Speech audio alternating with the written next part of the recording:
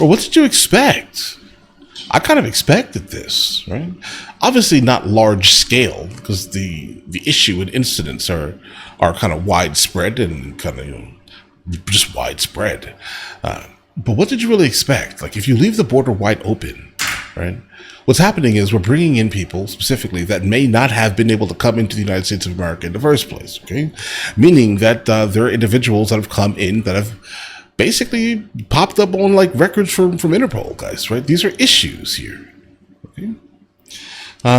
So does it surprise me that some of the migrants that went to Chicago and New York specifically turned out to be Tren de Aragua, even Georgia, guys, right?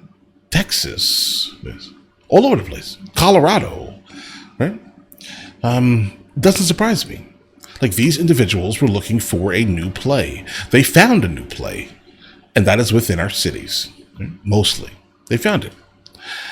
So of course, what the first thing that they're going to do, right? If you guys read The Art of War, you'll understand, right? The first thing they're going to do is push out the local force, guys. That's what they're going to do. And so again, Chicago gangbangers are now completely and thoroughly concerned that they're going to lose ground. They're going to lose their territory. I don't really feel bad specifically for that. I think that honestly, none of that should exist in the first place. You can't say you're helping the community and then feeding your community drugs and poisons. Right? You can't say that. That almost doesn't make any sense. It's kind of like counterproductive. No? But anyway, Chicago gangbangers rage against newly arrived Venezuelan migrants as Tren de Aragua from the Aragua state moves in. This is a suggestion via Patreon. I spoke to Tyrone Muhammad of Ex-Cons for Trump, who runs a street patrol and violence prevention program. He's gone straight since his days as an enforcer for the Gangster Disciples. And he said the situation is very tense on the south side as turf battles between the local gangs and Venezuelan migrants heat up. It is impossible to release gang members and criminals into our country through the borders and broken walls, and infiltrate them in our community that's already impoverished, that's already broken, that's already disinvested. And when the black gangs, the leadership in the black gangs in Chicago get fed up with the illegalities and the criminal activity of these migrants or non-citizens, the city of Chicago is going to go up in smoke, it's going to go up in flame, and there's going to be nothing that the National Guard or our government can do about it when the bloodshed hit the streets, blacks against migrants. Yeah, that doesn't make any sense, bro. I mean, I hear what you're trying to say here, Red, but there's actually a lot the National Guard can do, but the governor of Illinois is not going to impose this, right? How do you fix the south side of Chicago? Literally, if you are affiliated with any type of street fraternity, you should go to jail.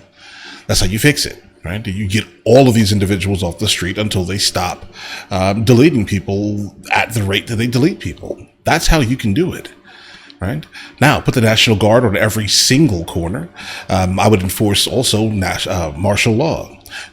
Just make me the governor for a month, bro. I got you. I'll help you. All right, 1 month. Vote for me. Zach Massey did time in state prison with Tyrone Muhammad, although he's only 27. He's a leader on the streets and said he's disgusted by the money going to Venezuelan migrants at the expense, he says, of the African-American community.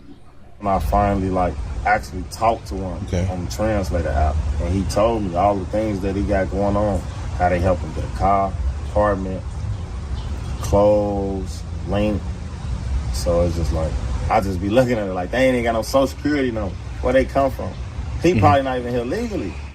They get right here. They get quick housing, quick funding, food. Bro, imagine a tag that says retired gangbanger. What? They get cars with no license. They can't even read English and stuff like that. So they get all these perks when they get here, and we still here starving. So what we gonna do about it? Are y'all gonna listen to our cries? Corey Rock. I mean, I can tell you a couple of things you could do about it, right? That would require a lot of you yourself doing something and not waiting specifically for someone to come in and save you. That would be probably the biggest thing that you could actually do, right? Like, I hear a lot of things that these guys are saying. I'm fully aware that Illinois is an interesting place, right? Like, what I mean by that is every single thing and every single time I've spoken to someone like from this region, right?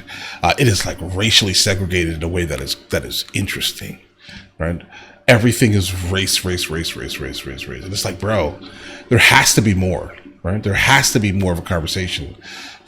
It seems like every single person is literally waiting for a literal handout.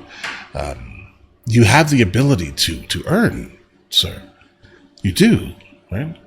And I think you should, like, for yourself. It'll be more meaningful. Still here starving. So what we gonna do about it? Are y'all gonna listen to our cries? Corey Rogers was a Blackstone gang member for years. He drove us around the South Side and showed us areas where he said Tren de Aragua and other criminal gangs are setting up shop and what he called showing the flag, which means brandishing their weapons in front of like a housing project. The migrants that are coming, they're taking over every block right now in this area. Right now, you don't see them because they come out at night. They said they took this courtway over probably by last week. They said it was 100 Venezuelans standing out in the front right here. Terry, is it an abandoned building? How do they just take it over? They just, when you take over something, you just stand outside and that's called showing the flag. What kind of guns? Semi-automatics, anything you name, you're gonna see it on the street. These boys got so many big guns that if they're 150 pounds, the gun is bigger than them. I swear. But they know how to handle it, right? They know it. Tell me about the fact that they're criminals, right? This is a criminal element. These aren't just a bunch of Venezuelans that walked over the border and used to be gardeners back home, right? Right. And they come from the gangland. They come from rougher gangs than us. One gang member who No, they do. They definitely do. But keep this in mind. We're probably talking about like 3 or 4% of the individuals, and that's probably high, to be honest. All right, so just be fully aware of that statement that it is made there, guys. only gave his name as David on a particularly dangerous drug dealing corner on the South Side, did not hold back when he talked about the influx of criminal gangs from other countries into Chicago. The real issue is that Well, why are you screaming? America has allowed gangs to enter our country. Okay. Gangs that they would consider terrorist groups that are formed here. We are terrorist groups. If we're in a gang, they let terrorists in our country. The Reverend Corey Brooks also said to me he's disgusted with Democratic policies and said that Black Lives Matter, for example, has never reached out to help him or anyone else trying to improve conditions on the South Side. Yeah, I bet. Chicago is a blue city. Illinois is a blue state. There's no doubt about it that the majority of our neighborhood, they're going to continue to vote Democrat until they wake up. The good news is that there are a lot of people who are responding and waking up and saying, listen, we're not going to take this. We're not going to stand for this. We're going to vote differently. And they're now accepting some of the values that I hold dear and some of the values that the conservative Republican Party holds so dear. And so for a lot of people, it's not about the person, it's about the policies that we're fed up with. And as a result, I think this is going to be the largest amount of people who have voted for a Republican president in Chicago that we've seen.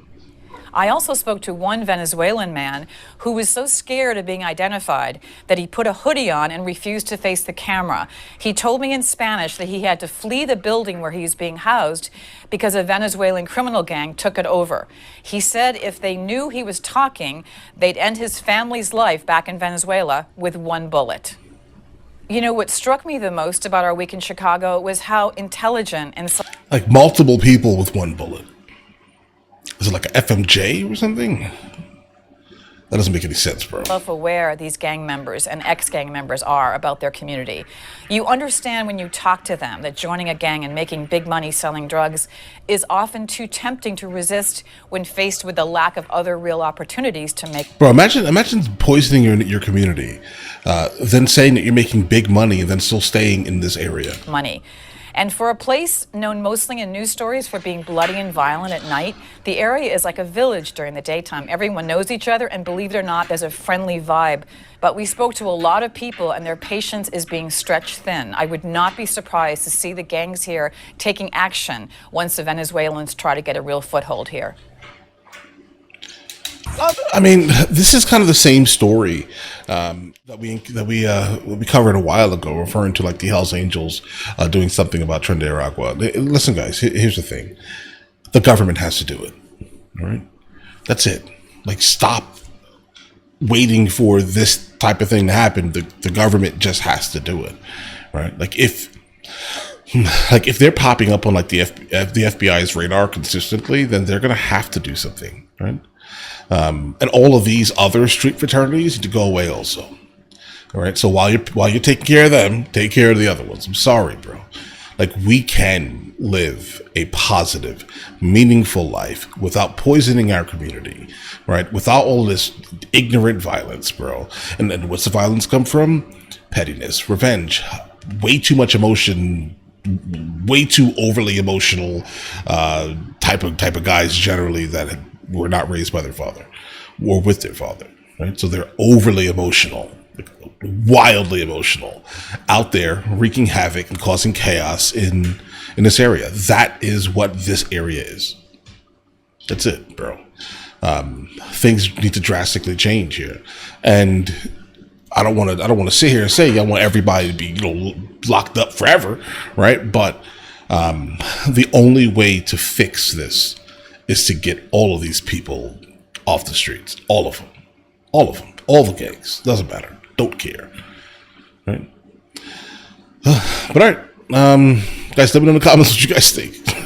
Guys, of course, it would be nice if someone did something to kind of fix this issue, but I'm going to lean into put the National Guard on every single street corner, fully armed, and don't tell them, hey, if something happens, you can't fire your weapon. You just don't say that, right?